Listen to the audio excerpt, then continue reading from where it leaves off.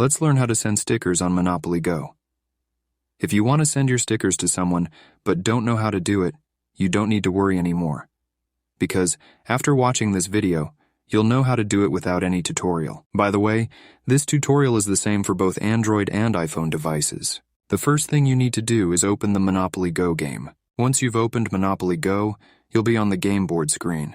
On that screen, you need to click on the Album option located in the bottom right corner. After clicking that, a page with sticker albums will open. On that page, you need to click on the album where your sticker is located. When you click on that album, a page with the stickers you have from that album will open. You need to click on the sticker you want to send.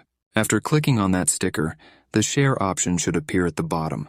However, this option will only appear if the sticker is a duplicate. This means you cannot send stickers that are not duplicates. I currently don't have any duplicates, so I can't send a sticker to anyone. This was a tutorial on how to send stickers in Monopoly Go. So, thanks for watching. See you in the next video.